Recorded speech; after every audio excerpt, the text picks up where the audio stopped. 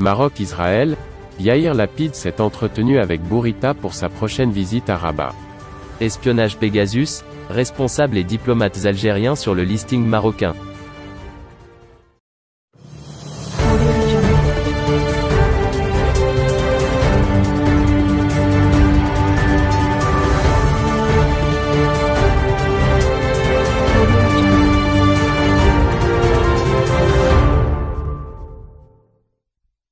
Maroc-Israël, Yaïr Lapid s'est entretenu avec Bourita pour sa prochaine visite à Rabat.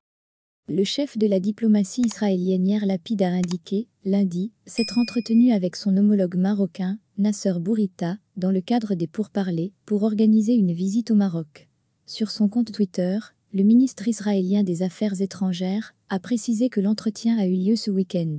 J'ai convenu avec le ministre des Affaires étrangères du Maroc, Nasser Bourita, de la première visite officielle d'un ministre des Affaires étrangères israélien au Maroc, dans le cadre du renouvellement complet des relations diplomatiques, a écrit Yaïr Lapid, en ajoutant que la visite aura lieu après l'ouverture des vols directs vers le Maroc à la fin de ce mois.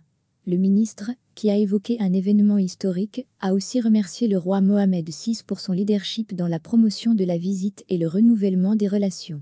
Cette visite sera le point de départ d'accords touristiques et commerciaux, ainsi que d'une coopération économique et politique globale entre les deux pays. Après ma visite au Maroc, le ministre Bourita viendra en Israël pour y ouvrir un bureau de représentation. La visite au Maroc du chef de la diplomatie israélienne a été précédée par un déplacement au Maroc du directeur général du ministère israélien des Affaires étrangères, Alon Shpiz.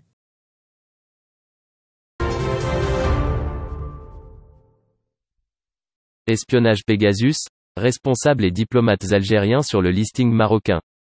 Le Maroc, en plus d'avoir ciblé des journalistes et des activistes marocains et français, aurait sélectionné pas moins de 6000 numéros de téléphone en Algérie, comme cible potentielle du logiciel espion Pegasus, de la société israélienne NSO. Selon les révélations de Forbidden Story et Amnesty International, reprises par Le Monde, ces numéros appartiennent à des responsables politiques, des militaires, des chefs des services de renseignement, des hauts fonctionnaires, des diplomates étrangers en poste ou des militants politiques. D'après le quotidien français, les numéros présumés de citoyens algériens, diplomates pour la plupart, ont été visés au moins en Afrique du Sud, en Angola, en Belgique, au Burkina Faso, au Canada, en Côte d'Ivoire, aux Émirats arabes unis, en Égypte, en Espagne, en Mauritanie et dans d'autres pays. La même source cite, à cet égard, Abdelkader Mesdoua, l'actuel ambassadeur algérien à Paris, le colonel Karim Hadj Sadok, attaché militaire de la représentation diplomatique.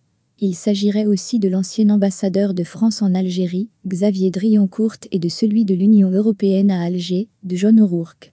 De plus, les trois récents chefs de la diplomatie algérienne, Rantan Lamamra, Abdelkader Messael et Sabri Boukadoum seraient également visés, en plus de Noureddine Yadi, ex-secrétaire général du ministère des Affaires étrangères, puis de directeur de cabinet de la présidence de la République.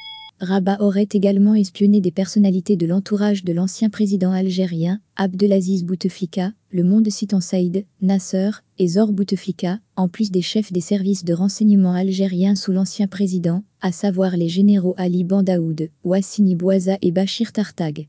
La même source cite aussi, comme cible l'actuel chef d'état-major de l'armée, Saïd Changria, en plus de l'un des fils de Mourad Gaïd Salah, dont le numéro figure également sur le listing marocain du système Pegasus.